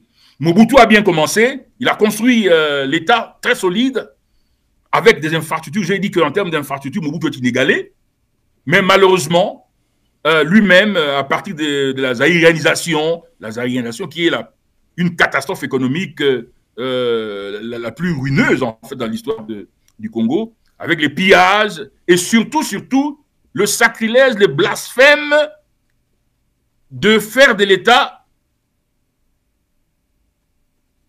un parti-État. Mais les gens doivent lire, même dans Google. Il y a eu en Afrique aucun parti-État qui soit supérieur à l'État. L'État est devenu inférieur au comité central, les parlements inférieurs au comité central. Ça n'existe nulle part. Voyez-vous? Et donc, l'expérience de la démocratisation matérialisée, Kabila en est le père. Quand les gens disent que c'est Étienne Tshisekedi, mais Étienne Tshisekedi a matérialisé la démocratie où? Étienne Tshisekedi, qui était dans le MPR, qui était parmi ceux qui ont conçu et opérationnalisé le totalitarisme, c'est en réalité aussi, l'UDPS n'était qu'un groupe de réactionnaires par rapport au MPR. Parce que, rappelez-vous, en 1982 ou en 1980 déjà, on ne nous dit pas qu'il y a eu des élites qui se sont... Est-ce que vous avez vu quelque part où on dit que non, il y a eu éveil idéologique, il y a des écrits, il y a des réflexions, etc., pour une nouvelle conscience, pour la démocratie? Que non! L'UDPS, en fait, découle encore d'un massacre. Massacre de Katekelai et de Loamouela. Les gens de la DSP qui sont allés tuer les Balouba. C'est pourquoi, aujourd'hui, en quelque sorte, les Balouba prennent une sorte de vengeance sur les humiliations et les tragédies dont ils ont été victimes. C'est quand la DSP a tué les gens à Katekelai, à Loamouela, là-bas, à côté de la Miba, parce que les gens là étaient en train de prendre, les gens de DSP sont venus tirer dessus. À partir du massacre de Katekelai, les Américains ont fait de bruit, etc., sans aucune méditation, sans aucune dynamique de réflexion idéologique préalable. Quelques élites, quelques acteurs politiques qui étaient dans l'MPR, qui étaient frustrés, ont saisi justement cette tragédie-là pour monter leur UDPS. D'ailleurs, la vérité historique et sociologique est que l'UDPS est né de la bourgeoisie du moboutisme. L'UDPS a été fondée dans une résidence de moboutistes chez Ngolam Pandanzila, à ma campagne. L'UDPS n'est pas sorti à Tchangou. L'UDPS n'est pas sorti au Kanlouka. L'UDPS n'est pas sorti je ne sais pas moi, à Massina. L'UDPS est sorti à ma campagne. C'est un parti politique qui est né à ma campagne dans la bourgeoisie. Mais Kabila, alors, Joseph, sincèrement, aujourd'hui, moi, je l'ai dit toujours, il a la chance peut-être que nous avons un élément à le comparer en termes d'hommes politiques, d'hommes d'État et en termes des leaders et des présidents. Peut-être qu'hier on lui jetait des fleurs, mais aujourd'hui on peut comparer sa gouvernance avec celle de Tshisekedi. Quel aura été le plus grand péché des Kabila? Parce que avec ce que vous dites et avec ce que nous remarquons nous-mêmes, on a l'impression qu'on avait une pierre précieuse, mais dont on n'a pas su connaître la valeur. Kabila, c'était l'homme honni au soir de son pouvoir. Rappelez-vous, c'était quand même quelqu'un très vomi, très honni par son peuple. Hippolyte Kanambe, le Rwandais, qui a pillé, qui a volé. Peut-être que la chance qu'a Kabila aujourd'hui, c'est qu'on peut comparer Kabila à Tshisekedi. Mais quel aura été quand même son grand péché pour que lui, qui a autant fait pour son pays, comme vous l'avez dit aujourd'hui, n'ait pas eu l'adhésion de son peuple par rapport à son combat et par rapport à l'œuvre immense qu'il a accomplie pour le Congo? En tout cas, comme on dirait, vraiment, Boli Misangai, malheureusement ou heureusement, je suis le produit de Mulumba Tingasha, de Lumanu et de Osokonda, surtout Osokonda, le grand marxiste sociologie politique à l'université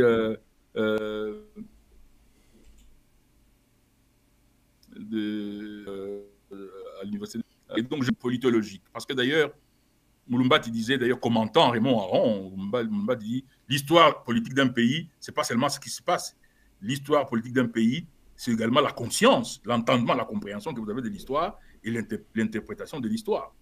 Donc, Joseph Kabila, c'est vrai, la démocratisation, la libéralisation économique, avec un bond très remarquable, la reconstruction pluraliste de l'État. Mais Joseph Kabila, là où il n'a pas, et lui-même l'a dit quand on lui a posé la question, mais qu'est-ce que vous regrettez, qu'est-ce que vous n'avez pas fait? Il a dit, je n'ai pas pu transformer les Aïwa en Congolais. Ça veut dire la complaisance, je veux dire, l'inattention, le déficit de rigueur par rapport à la corruption, par rapport à la dénormativisation politique, par rapport au cacique, par rapport au détournement, et le manque de rigueur en termes de suivi, du follow-up des grands projets. Parce qu'il n'y a aucun homme d'État qui peut réaliser de grands projets infrastructurels capables de propulser le développement vers l'émergence. D'ailleurs, comme on l'a vu sous Matata, c'est Matata d'ailleurs qui est venu un peu dans justement de ce qu'on appelle la gouvernologie, ça veut dire la science du gouvernement, l'art du gouvernement avec un peu plus de technique. C'est Matata qui est venu tenter d'amener. Mais la même problématique reste de ces caciques-là qui étaient autour de Kabila. Je le dis d'ailleurs dans ce livre-là.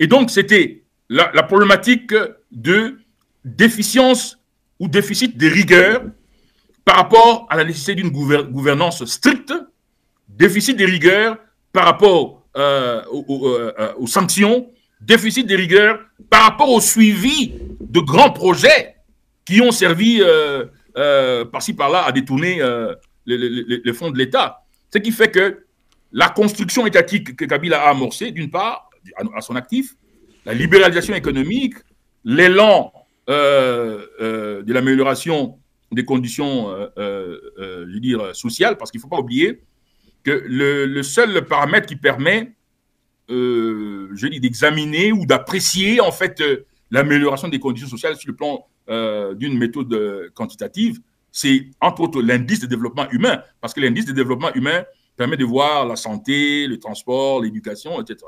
Donc l'indice de développement humain sous Mobutu nous a laissé à 0,220. La moyenne africaine est de 0,500, l'indice de développement humain. Et quand Kabila arrive, 2001, c'était à 0,220. Alors que sous Mobutu, ça avait déjà atteint dans les 300 quelque chose, ça a dégringolé à 0,220. En telle enseigne que même l'espérance de vie était tombée à, je crois, 41 ans. Et avec la reconstruction étatique, la démocratisation, l'élan de la relance économique, Kabila a pu doubler cela. Sous Kabila, on a atteint 0,447 par là.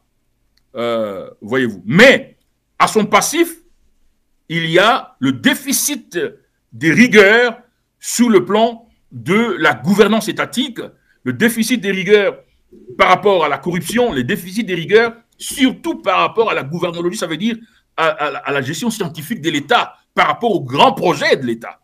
Voyez-vous? C'est ainsi que je dis que dans l'histoire du Zaïre, du Congo, Mobutu a réalisé, Mobutu reste inégalé en termes de grands projets infrastructurels.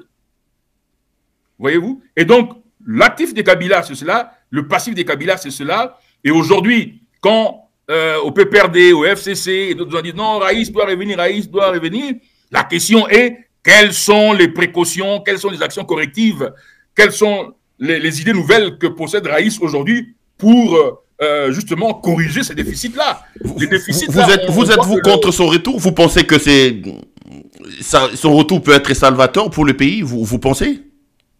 Il peut le retour, bon, c'est dans la dynamique politique, hein, dans la dynamique politique, il peut rentrer, comme on dit, la politique c'est l'art du possible, il peut rentrer, mais s'il doit rentrer, ou n'importe qui peut arriver après Tshisekedi, justement, quels sont les paradigmes nouveaux, quelles sont les idées nouvelles, quelles sont les formules concrètes nouvelles, justement pour faire face à ces déficits qui continuent à gangréner les systèmes politiques congolais et qui se sont empirés, en fait, parce qu'on a vu qu'un grand lot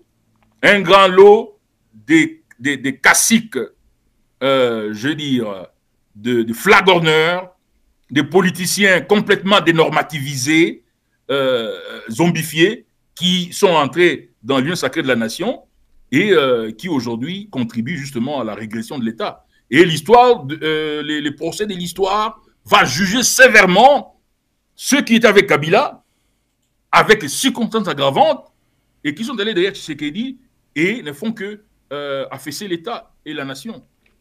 Vous me poussez à poser une question, je ne sais pas comment il faut que je les qualifie, mais que je reçois aussi de temps en temps. Les Congolais vous regardent.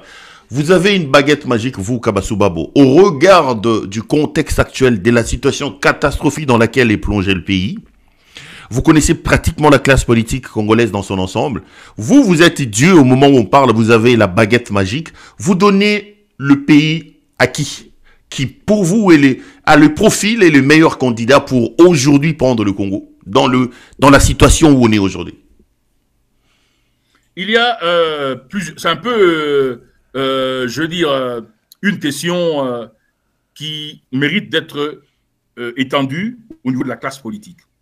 Moi, en ce qui me concerne, dans mon expérience, et je dois dire avec beaucoup d'humilité, que j'ai fait les sciences politiques, c'est vrai, que j'ai été formé au Leadership Institute des Républicains, que je suis cofondateur de US Africa Leadership and Government Academy, que j'ai été formé à Harvard, à l'université d'Harvard, au Kennedy School of Government. D'ailleurs, j'étais avec le professeur Mpoi, que je salue en passant. Voilà quelqu'un qui lutte aussi pour la normativisation de la classe politique, mais j'ai l'impression qu'on ne l'entend pas. Le paradigme du développement accéléré par action synergétique. Voilà. Le développement du Congo accéléré, parce que nous avons tout ce qu'il faut pour qu'on puisse réaliser aujourd'hui un développement accéléré, rapide, avec vélocité, comme on dit, transformationnelle, en moins de 2 ans. Nous avons tout ce qu'il faut. Et donc, il faut une action synergétique. Maintenant, l'action synergétique, il faut un statement, il faut des hommes d'État. La Chine, le Japon, la Corée du Sud, il n'y a pas des pères fondateurs là-bas. C'est la synergie des élites. Maintenant, il faut poser la question, il faut prendre votre question et la reformuler en termes, quelle peut être la constellation de ces élites-là? Non, mais cette constellation doit être créée par un individu. Oui, je suis. La constellation ne sera pas... On n'aura pas une présidence collégiale au sommet du pays. Je vais vraiment poser cette question de manière banale, parce que j'en reçois énormément, hein, dans sa simplicité, dans sa légèreté. Qui est l'homme providence pour vous à l'heure actuelle? À qui on peut donner le Congo? À qui vous croyez-vous? moi, à mon avis, il y a deux personnalités qui portent plus de possibilités d'enclencher ce développement accéléré par action synergétique. Kabila lui-même, parce qu'il a déjà une expérience, pourvu qu'il comprenne la nécessité d'une réflexion profonde pour nous amener des formules de correction de ces déficiences. Parce que nous avons vu par exemple Lula, on a vu l'exemple de Lula. Premier mandat, il a tripatouillé, deuxième mandat, il a bien travaillé et Lula est revenu. Donc voilà, Kabila, c'est déjà, comme on dit en anglais, un asset. Moïse Katumbi, c'est aussi un asset. Pourquoi? Parce que Moïse Katumbi, quand vous les lisez froidement, Moïse Katumbi possède, dans la classe politique, et même parmi les Congolais, Moïse Katumbi possède une expérience de modernisation agro-industrielle, une expérience de modernisation infrastructurelle inégalée en tant qu'individu. Voyez-vous? Et donc, Moïse Katumbi, c'est quelqu'un qui, s'il est président ou il est premier ministre, vous n'allez pas les rouler dans la farine comme on a roulé stupidement Kabila par Kamere. Et puis on a roulé Tshisekedi par Kamere. On vient, on dit, bon, projet de 100 jours, 500 millions. On l'amène là-bas comme un petit garçon à la place de l'échangeur. Il lit un discours. Et puis on le roule dans la farine. Mais quelqu'un comme Moïse Katumbi, vous n'allez pas le rouler. C'est quelqu'un qui sait comment on conçoit un projet, comment on le matérialise, comment on mobilise les ressources, comment on contrôle, quel est l'impact sur la population. Parce que Moïse Katumbi a l'essence d'un projet, non pas pour simplement les bénéfices de Moïse Katumbi, mais le bénéfice pour la société. Parce que Moïse Katumbi réfléchit les projets en termes de gens de Kachobwe, en termes de gens de Futuka. Il modernise les stades manqués en termes de l'impact sur Katouba, etc. Donc, on a un Joseph Kabila, un Moïse Katumbi, vous prenez un Matata, l'homme de la technoscience. Voyez-vous? Et donc, vous prenez quelqu'un comme Sesanga, qui réfléchit, qui a l'essence du droit, ça veut dire un droit qui est propice à la paix. Vous prenez quelqu'un comme Franck Diongo, qui a le sens du nationalisme, du patriotisme. Donc, vous pouvez créer une constellation nouvelle. Chapeautée par un Kabila. Comment? Une constellation nouvelle chapeautée par un Kabila. Donc, ça peut nous, en 2 ans, ça peut nous aider. Ouais. C'est une possibilité. Moi, je vous dis que, regardez, en toute humilité, 2015, je suis aux États-Unis, je suis en attendant, on a soumis un projet au National Endowment for Democracy, qui est une organisation fédérale, une agence fédérale pour la démocratie dans le monde. On a soumis un projet là-bas et ils sont en train de délibérer. Moi, je suis assis dans un parc en attendant qu'on nous appelle pour dire est-ce qu'on vous donne l'argent, on ne vous donne pas la subvention.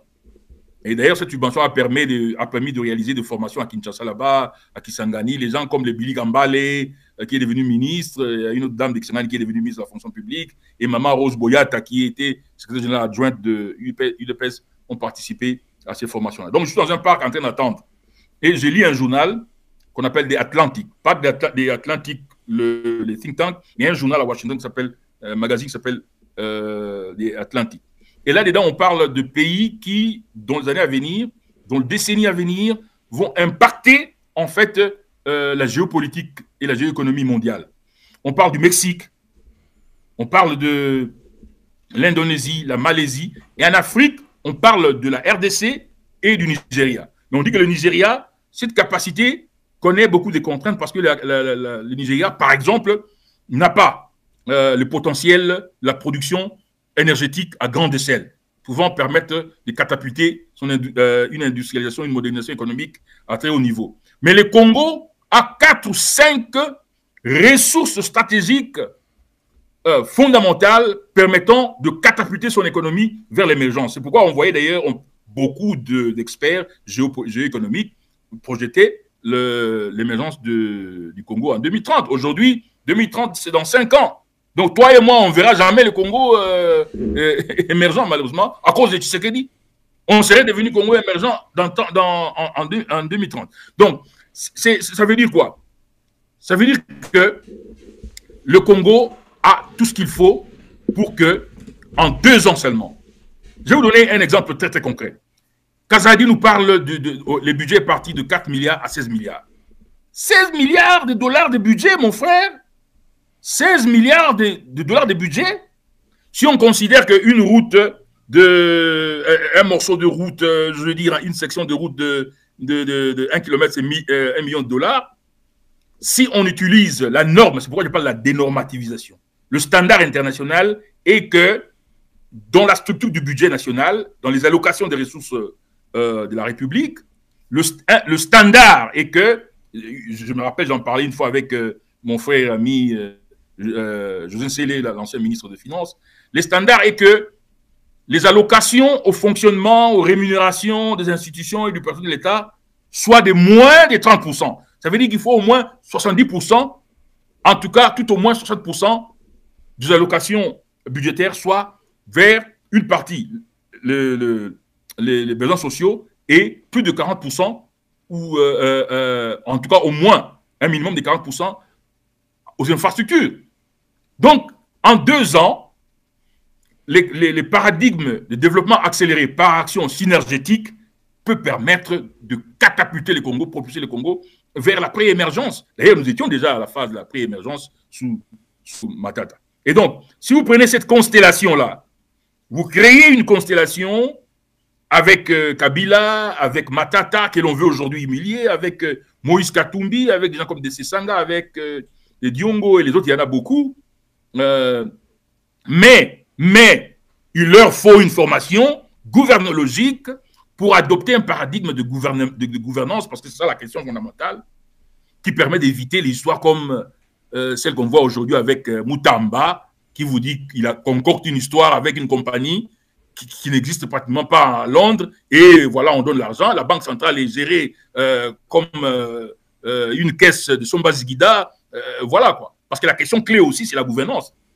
La gouvernance aujourd'hui, on utilise les ordinateurs, on utilise des softwares, il y a des programmes de gestion d'État.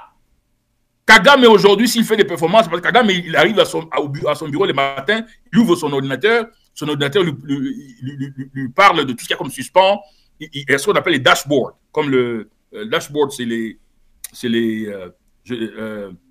comment je peux dire ça en français? C'est un tableau qui vous montre tous les projets fondamentaux, à quel niveau ils sont arrivés. Et donc, aujourd'hui, la gouvernance est informatisée. La gouvernance, c'est pourquoi on parle de la techno-gouvernance.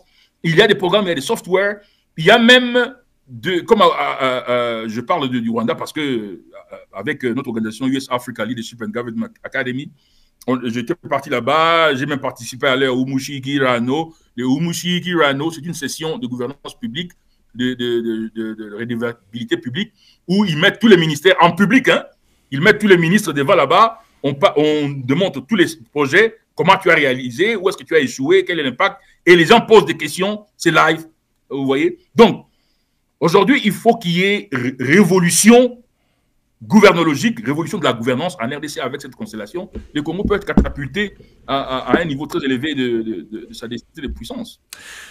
Madame, Messieurs, vous suivez l'émission Contre nous, soit dit. Nous faisons donc la lecture de l'actualité et précisément, surtout que nous sommes le 17 aujourd'hui, le 17 mai, on revient donc sur le combat de Laurent Désiré Kabila.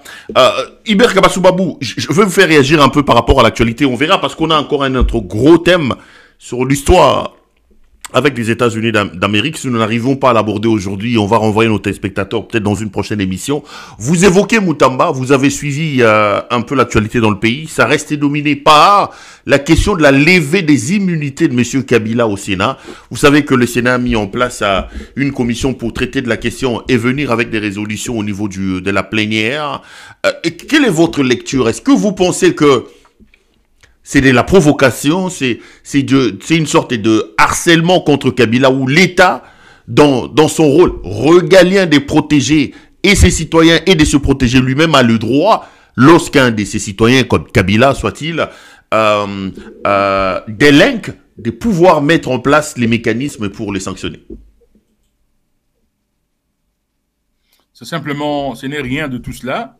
Ça rentre dans les contextes, dans les cadres de l'expression, c'est un symptôme de l'idiocratie en fait. L'idiocratie, quand on dit idiocratie, ce n'est pas une injure. j'ai toujours expliqué sur d'autres plateformes que chez les Grecs, le mot idiot servait justement se référer aux gens qui ne voyaient qu'eux-mêmes, qui ne répondaient qu'à leur pulsion d'écrasement des autres, et des gens qui ne comprenaient pas la logique à l'époque de Platon. C'est pourquoi dans les livres de la République, Platon parle de la formation du personnel politique. Il pourrait aller participer à la place qu'on appelait l'agora, la pnyx, et contribuer à la discussion sur la cité. Il fallait avoir compris la logique, l'éthique, même je veux dire, l'esthétique. Quand vous voyez un président qui est président de la République, à côté de lui, il y a des avenues qui sont boueuses, les rues, les gens vivent dans les détritus. Il y a un problème de compréhension justement de la substance d'un homme politique qui doit gérer la cité. Donc, les régimes idiocratiques, ils ne voient pas plus loin que le bout de son nez, que ses propres pulsions égotistes. Tshisekedi veut simplement, Tshisekedi est comme dans une sorte de complexe, d'obsession sur Kabila, parce que Kabila, il est le produit de Kabila, c'est quelqu'un qui a une obsession, on leur promet de postes juteuses dans l'ubuesque gouvernement d'union nationale, et voilà. Et tout ce que ça va créer, c'est que ça va simplement polariser davantage les divisions. Non, mais quand il dit que Tshisekedi est quand même le patron du M23, quand ils disent qu'ils ont des preuves que Tshisekedi contribue et travaille avec les M23, mais c'est logique que l'État se protège, non? Non, mais ce n'est pas logique. Ce n'est pas logique. S'il y a une logique même minimale, et c'est ici aussi la faiblesse l'une des faiblesses de Kabila, s'il y a une logique même minimale de l'État,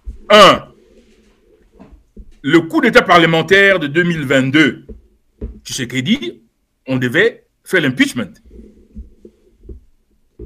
Voyez-vous? 2. Quand les M23 a révélé que Tshisekedi les avait contactés pour faire un coup d'État en 2015-2016 contre Joseph Kabila, s'il y a une logique d'État, c'est Tshisekedi qu'on devait arrêter. On devait faire même, comme en 2015-2016, il était en Europe, on devait faire même un mandat d'arrêt international contre lui en 2016. S'il y a logique, Tshisekedi qui a reconnu, malgré le fait que lui, il souffre parfois de rupture logique quand il parle, il dit, c'est moi qui avais invité les M23, mais j'étais reçu par mon ministre de l'Intérieur, je ne sais pas si moi je les avais invités ou non. Tu vois? Donc en une fraction de seconde, il dit chose et son contraire. Mais il avait affirmé que c'est lui qui les avait invités. En ce moment-là, quand il a dit ça, s'il y avait un minimum de logique d'État, le Parlement ou quelques parlementaires devaient mettre sur pied une commission pour l'accuser de trahison.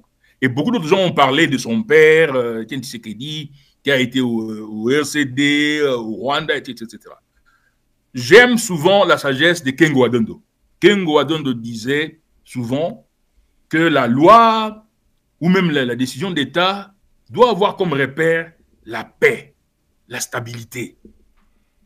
Si vous devez prendre une décision, votre repère, c'est comment est-ce que cette décision contribue à la paix. Dans quelle mesure est-ce que cette décision que je voudrais prendre maintenant, politique fut-elle, contribue à la stabilité, contribue au progrès. Accuser, parce que, comme j'ai dit avant, sur le plan philosophique, sur le plan scientifique, Tshisekedi dans une sorte d'impulsion thanatos, l'impulsion primaire de l'écrasement de l'autre.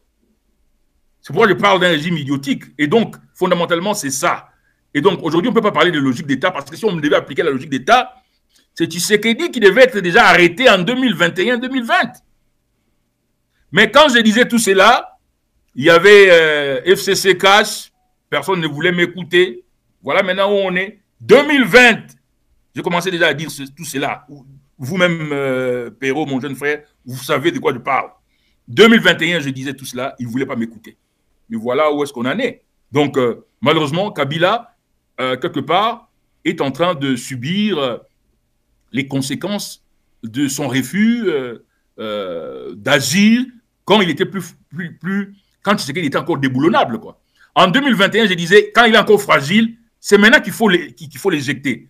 Les gens vont faire des marches, quelques organisations de la société civile vont parler, mais on va remettre le Congo sur les rails.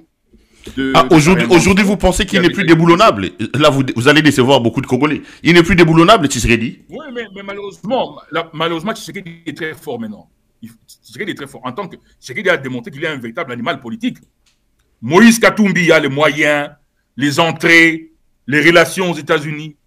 Joseph Kabila, un ancien militaire, l'homme qui a conquis Kisangani, qui a géré le Congo pendant 18 ans, qui a créé certains partis politiques, et plutôt acteurs politiques, et qui a même créé Tshisekedi comme détenteur de l'Imperium. Voilà que ça fait 6 ans que Tshisekedi aujourd'hui a atteint même le paroxysme où il les persécute. Et la plupart, ils ne font que pleurnicher, il n'y a que de jérémiades. Il ne veut pas me donner mon passeport, voilà, il veut prendre nos maisons, etc. Et il ne faut pas oublier. Donc il faut pas les minimiser d'une certaine manière. Il faut les prendre au sérieux. Non, il ne faut pas les minimiser. Il a montré, Tshisekedi a une sorte de détermination machiavélique. Il a une sorte de hargne, une sorte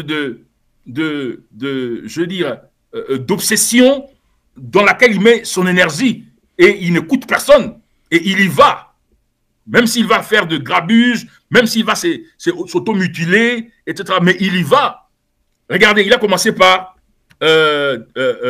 éjecter la majorité, démolir la démocratie constitutionnelle. Personne n'a bougé les petits doigts. Quand on disait aux gens du FCC, ils disaient non, voilà, c'est gérable, Kabasubabou, c'est gérable. Voilà, il a déboulonné. Quand il a fait partir le vieux ici, Ilunkamba, au Katanga, il a roulé dans la farine, il l'a envoyé là-bas, comme un jeune homme, aller paître là-bas, pendant que lui changeait la constitution ici, avec l'autre gaillard, là, c'est qui de chez moi, là-bas, du Kasaï occidental, qui était mis à l'intérieur. Violation flagrante de la constitution. Gilbert Kakondé. C'est gravissime.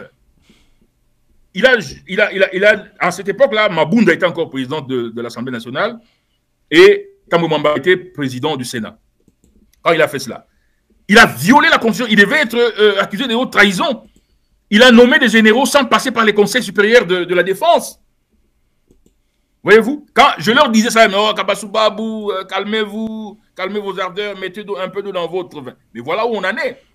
Donc, les gens doivent reconnaître leurs déficits, leurs faiblesses et s'engager aujourd'hui à corriger pour justement pouvoir éjecter ces régimes. Tshisekedi est très, je veux dire, solide en tant qu'acteur politique parce que, contrairement à Kabila, par exemple, quand il combattait les RCD, Tshisekedi, l'économie est aujourd'hui à plus de 65 milliards de dollars de produits intérieurs bruts. Tshisekedi a l'argent du cuivre, du cobalt. En fait, c'est même l'ironie. Tshisekedi puise au Katanga les ressources financières pour écraser les Katangais. Tshisekedi utilise des Katangais, des swahilophones pour écraser des swahilophones. Voyez-vous? Et il a l'argent pour recruter les mercenaires quand quelqu'un comme Eric Prince, qui est un milliardaire. Écoutez, monsieur, Eric Prince, ce n'est pas n'importe qui. Eric Prince, ce n'est pas c'est pas des Roumains ou de Wagner. Eric Prince, le Blackwater avait des contrats avec CIA, avec le Pentagone, en Afghanistan et en Irak. C'est quelqu'un de redoutable. Si Tshisekedi est capable de lui donner de l'argent pour qu'il réorganise des mercenaires colombiens et de la Légion militaire française, il faut prendre ça au sérieux. C'est pourquoi il faut accélérer l'éjection de ce régime avant qu'il puisse développer encore d'autres capacités. On croise les doigts espérant. Dans la foulée de la levée des immunités de Kabila, on parle également de la dissolution du PPRD, de MLP des Franck Diongo. Il y a aussi les partis des Corneille Nangaa. Tout ça, pour vous, c'est à mettre dans le paquet de l'idiocratie de M. Tshisekedi. Vous ne comprenez absolument pas ça. Il n'y a aucune logique des droits à l'intérieur. Il n'y a aucune logique. C'est pourquoi j'ai dit qu'il est dénormativisé. Il ne voit que le bout de son nez. Il n'a que ses pulsions égotistes. Il veut se faire les Moulopoué, les Mobutu qui écrasent l'autre, qui écrase son maître. Il est comme quelqu'un qui est embarrassé par le fait qu'il est le produit de Corneille Nangaa, il est le produit de John Numbi, il est le produit de Katumbi qu'il a amené partout aux États-Unis. Il a comme une sorte d'angoisse de ces gens-là. Si ça n'appartenait qu'à lui, d'un coup de bâton magique, il les éliminerait physiquement. Voyez-vous? Et donc, il veut être le maître, le nouveau Léopold II du Congo, et il veut écraser tout ce monde-là. Ça n'a aucune logique du progrès du pays. Ça n'a aucune logique de la paix. Au moment où... Mais Tshisekedi, c'est le politicien et son régime, hein, parce que aujourd'hui, il n'y a personne qui a le courage. Personne n'a le courage. Ni Kamer, ni Bahati. Samalukonde, c'est un jeune homme. Personne, ni Mende. Il n'y a personne. Mais alors, mon frère Perrault, il n'y a personne en RDC au moment où nous parlons qui puisse dire à Tshisekedi, non, monsieur, vous êtes suicidaire, vous êtes en train de détruire le pays. Personne. Parce que comment voulez-vous? Vous êtes en train de vouloir signer la paix, je veux dire, vous recherchez la paix dans un processus de paix, de Doha, des Américains, de Luanda, de Nairobi, et vous gardez la mise à prix des têtes de gens avec qui vous négociez. C'est stupide, quoi. C'est exécrable, c'est obscur, c'est aberrant. C'est comme si vous dites, bon, il y a une maladie dans ma maison ou à moi, voilà, je vais aller prendre les médicaments, mais entre-temps, je prends des aliments qui ont créé cette maladie. C'est vouloir une chose et son contraire, et c'est ça la stupidité. Vouloir une chose et son contraire, c'est ça la stupidité. C'est ça l'idiocratie. Allez, donc au même moment, au même moment, on dit non, il faut la paix, il faut la cohésion nationale. Mais si lui veut arrêter Kabila, si lui veut tuer Kabila, si lui veut tuer Matata, si lui veut tuer Moïse Katumbi, il n'a qu'à avoir le courage de dire, bon, j'arrête cette histoire de Doha, j'arrête l'histoire avec les Américains, j'ai Eric Prince, je vais vous faire la guerre, je vais vous poursuivre partout, et c'est moi le Moulopoint, c'est moi Léopold II, et voilà. Vous ne pouvez pas être en train de discuter avec des gens de la paix, et vous voulez enlever leurs immunités. En fait, ce qu'il veut, c'est qu'on enlève les immunités, et notre frère là-bas, les Likouli là-bas, va dire, bon, on condamne Kabila in absentia à mort. Et on lui ravit, c'est bien, comme on a fait avec Nanga. On va peut-être chuter par là. Ces chapitres sur les Américains est tellement costaud que je me propose de les proposer dans des prochaines émissions avec nos invités. Mais l'actualité, c'est quand même aussi cette affaire des Zion Construction avec Moutamba. Quelqu'un jeune qui vient, qui donne l'impression que il est dans la logique d'échanger les choses, et puis qui se retrouve aujourd'hui empêtré dans une affaire sale des détournements des dizaines de millions de dollars. Ça vous surprend, ça? Ou ça représente, est-ce que le Congo d'aujourd'hui? C'est toujours l'idiocratie. C'est toujours l'idiocratie qui, en fait, comme j'ai toujours rêvé, notre illustre philosophe et théologien Kamana parlait de... J'ai toujours utilisé son concept, la zombification, en fait, des acteurs politiques. Ça veut dire que quand vous êtes... Le régime de Tshisekedi est comme un régime de Tchad. Comme il dit, quand tu viens entrer là-bas, tu attrapes les bouloges. Et toi aussi, tu participes à la manjaille. Notre frère, que je connais bien, hein, c'est un jeune que je connais bien. Je me suis déjà retrouvé, d'ailleurs, quand je parle à Sylvie, je me suis retrouvé d'ailleurs une fois avec lui dans une commission avec l'ancien Premier ministre Tchibala, avec le professeur Bochab et un fils de Gizenga dans une commission. Et nous deux, on était restés pour rafistoler les documents, raffiner le document, etc. C'est un jeune que je connais bien. Malheureusement, il est entré là-bas, et voilà, quoi. Et donc, on l'a fait entrer dans la manjaille, parce que c'est une chaîne. Moutamba ne peut pas faire ce qu'il a fait là. C'est une chaîne, comme on parle de la chaîne de la dépense, c'est une chaîne. Il y a la présidence, parce que quand vous voyez tout ce qui s'est passé là-bas, il y a la présidence, le noyau de la présidence, Wameso, Kaomandungu et les autres, mais il y a le noyau familial, donc Nyakeru, Maman Marthe, les frères de Tshisekedi, Jacques, Christian. Donc, c'est en fait une association des malfaiteurs. Voilà. Alors, donc, tous ces groupes-là, et ils actionnent au niveau du ministère des Finances, du budget et de la Banque centrale, surtout la Banque centrale, parce que c'est la Banque centrale qui décaisse.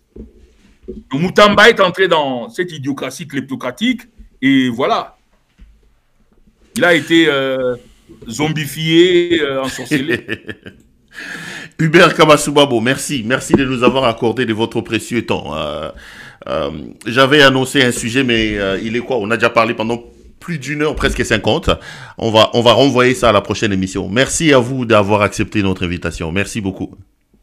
Merci beaucoup. Je martèle le fait qu'on doit célébrer le 17 mai, mais on doit surtout réfléchir. Je m'attendais à ce que les FCC, les PPRD, les nationalistes aujourd'hui, même les lumumbistes puissent méditer sur les avancées, mais également les déficits de cette révolution dans toute la chaîne pour dire voici les nouveaux paradigmes, voici les nouvelles recettes pour enclencher les développements accélérés par action synergétique.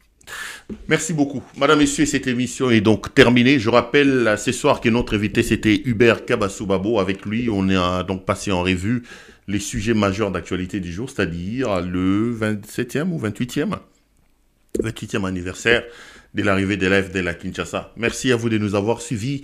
Restez branchés sur nos programmes. On se retrouve pour d'autres numéros de cette émission. Bonsoir chez vous.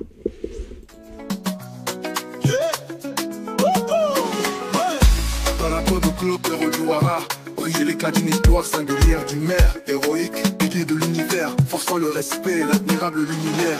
Par son courage, ton destin fut tracé. Devenu journaliste, un combattant de la vérité. Claude Pero Luara, face aux tourments endurés, symbole de dignité, d'intégrité dans l'adversité. Contre vents et marées, la lutte est déclarée. Pour la justice et l'égalité, je resterai debout dans la dignité. Les tentations corrompues, l'argent offert en pâture, mais mon âme que reste impassible. Défend la forfaiture de Constant Mutamba et son ministère d'injustice. Mais la justice, mes actions résonnent dans le pays, tel un cri de liberté. Contre les pouvoirs corrompus, je m'élève avec fierté. Claude Pero Luara, qui te donne les ténèbres de la justice. Ton nom sera le flambeau de la résistance et de la revendication.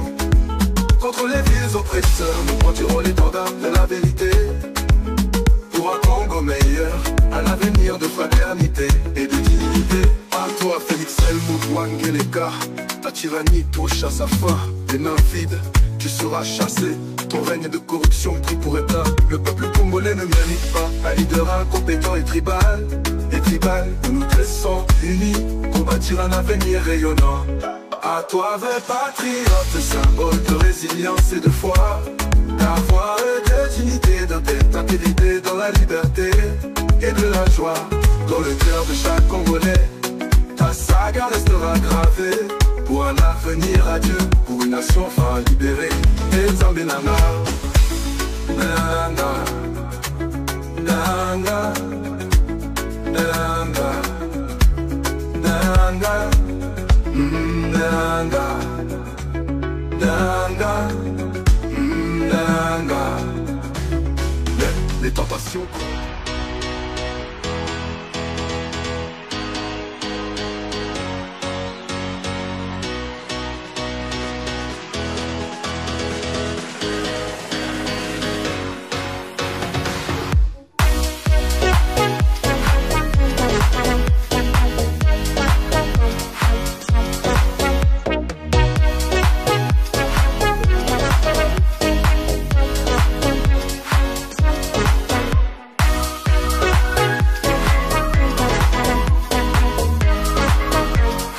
Je vous recommande la boutique La Londoloise, c'est Judith Londolé.